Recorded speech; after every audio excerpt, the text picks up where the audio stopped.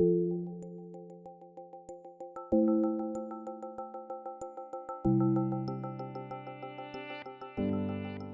à toutes et tous. Moi aussi, je suis ravie en fait d'être ici aujourd'hui. Merci pour votre invitation.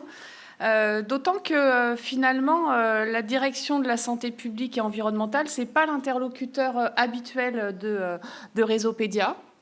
Et bien évidemment, la thématique amenait naturellement la représentation de cette branche de l'Agence régionale de santé.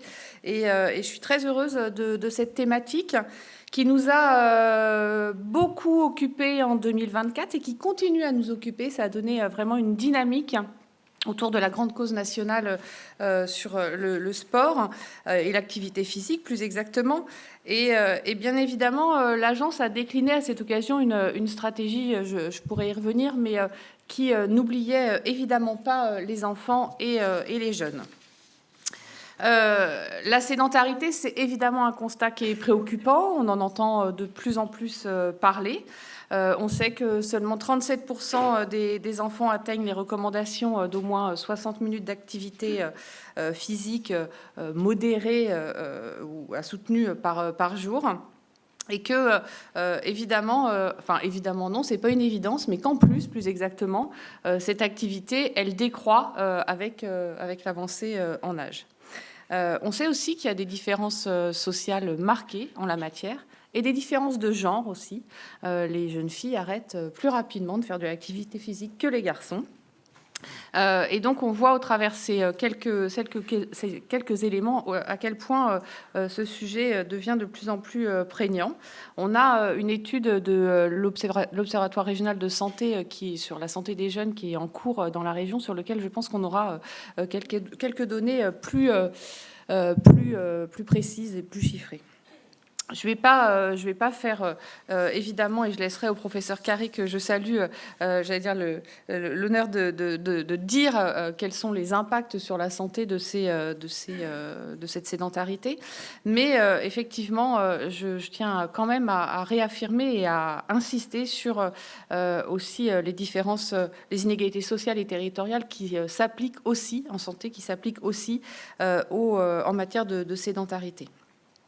Les enfants issus de milieux modestes ou vivant dans des quartiers moins bien dotés en équipements sportifs, en espaces verts ou en infrastructures adaptées sont plus souvent sédentaires effectivement et plus exposés du coup aux risques de santé. Et à l'inverse, dans certains territoires ruraux, il y a d'autres freins, l'éloignement, le manque de transport, le coût de l'inscription quelquefois à des activités physiques, voire la surcharge également des familles qui doivent faire les allers-retours pour emmener les enfants à certaines activités. Et puis au fond, cette question de la sédentarité, elle reflète les inégalités d'accès aux environnements de santé, aux environnements favorables à la santé au sens large du terme, aux loisirs et même au temps libre. Jean Zay, lorsqu'il introduisait l'éducation physique à l'école, disait « Former l'esprit, c'est bien, mais former le corps, c'est donner à l'esprit la liberté de s'épanouir. Encore faut-il que tous les enfants aient cette liberté. » Donc l'État et l'Agence régionale de santé en proximité essayent de mobiliser tous les leviers de la prévention pour travailler justement à limiter la sédentarité des enfants. Et j'allais dire le document socle ou cadre, c'est évidemment la stratégie nationale sport-santé. Elle vient d'être renouvelée, elle est parue début septembre, donc une nouvelle stratégie sport-santé 2025-2030, et qui consacre 3 actions qui sont structurantes au développement de l'activité physique tout au long du parcours éducatif. Déjà, c'est la manière dont on a réussi à ancrer durablement les 30 minutes d'activité physique quotidienne à l'école primaire, et aussi dans les établissements sociaux et médico-sociaux. C'est aussi un axe de travail pour les enfants qui souffrent de handicap. Deuxième action, des actions visant à cibler les collégiens et les lycéens les plus éloignés de la pratique en renforçant des dispositifs de repérage, notamment des tests de conditions physiques, en développant des offres de sport santé accessibles et en articulant en fait tous les leviers qui existent, le passeport, les dispositifs ICAPS sur lesquels on pourra revenir, les sections sportives, etc. Au sein des collèges et des lycées. Et puis des actions visant également à accompagner les établissements d'enseignement supérieur pour intégrer le sport santé dans les politiques de santé étudiantes. C'est évidemment également un enjeu. En Pays de la Loire, on a effectivement, je vous l'ai dit, depuis de nombreuses années, mais avec le point d'orgue qu'a pu être 2024, travailler à ce sujet et intégrer vraiment la question de la lutte contre la sédentarité dans les actions de prévention et promotion de la santé de l'agence. Et on a, à ce titre, soutenu un certain nombre de projets.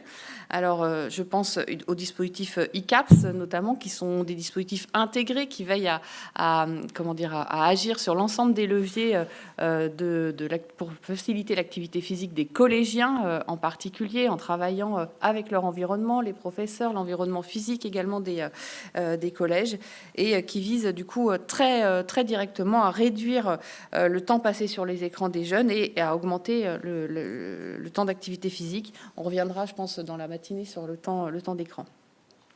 On a également lancé un appel à projet qui vise à favoriser l'activité physique et sportive des personnes en situation de précarité et celles qui sont en règle générale les plus éloignées de la pratique. Et on avait en particulier ciblé la question des femmes et des jeunes, et on a pu déployer un peu plus de 200 000 euros sur ce sujet l'année dernière, et pour des actions qui ont vocation à durer 3 ans et à être accompagnées dans leur pérennisation par leurs différents promoteurs.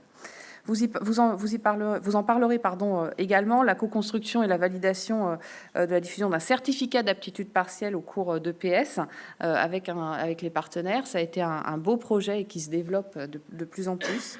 Et évidemment, je dis évidemment, mais je pense que ce sont des structures qui s'ancrent progressivement dans le paysage, la mise en place, l'accompagnement des maisons sport santé, pour lequel on a travaillé l'année dernière à la pérennisation des financements, en tout cas de l'Agence régionale de santé, et pour lequel on veille au maillage, où on travaille le maillage du territoire pour que ces maisons sport santé qui visent justement à permettre de reprendre une activité physique puissent bénéficier à tous les Ligériens, et évidemment aux jeunes également, puisqu'ils ont un travail spécifique, notamment sur la prévention. Et puis, dernier point sur lequel je voulais insister également, c'est l'activité physique et sportive. Je l'ai dit tout à l'heure, mais pour les enfants qui souffrent de handicap. Et l'agence soutient évidemment financièrement, je sais que le professeur Dinomet peut y être également attentif, l'ensemble des activités dans ces structures. Voilà. La prévention, elle ne peut pas être uniforme, jamais. On travaille beaucoup sur les questions d'universalisme proportionné et évidemment aussi en matière de lutte contre la sédentarité et l'obésité.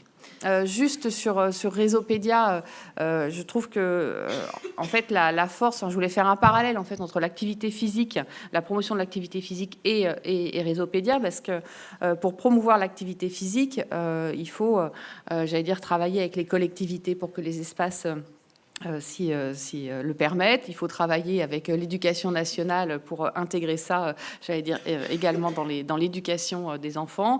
Il faut travailler évidemment avec les professionnels de santé pour pouvoir repérer, indiquer ce type de, d'ordonnance, etc. Et Réseaupédia, en fait, la diversité de vos participants et de vos adhérents témoigne de l'intérêt à décloisonner. Et du coup, je ne doute pas que vous pourrez profiter de la richesse de vos profils pour aussi favoriser l'activité physique et le décloisonnement qu'il nécessite. Je vais m'en arrêter par là. Juste, moi, je suis évidemment très heureuse que vous puissiez vous être saisis à nouveau de ce sujet. J'ai vu que le programme était particulièrement riche et je ne doute pas que vous allez tous repartir les uns et les autres avec beaucoup d'idées et de projets à développer dans vos structures. Je vous remercie.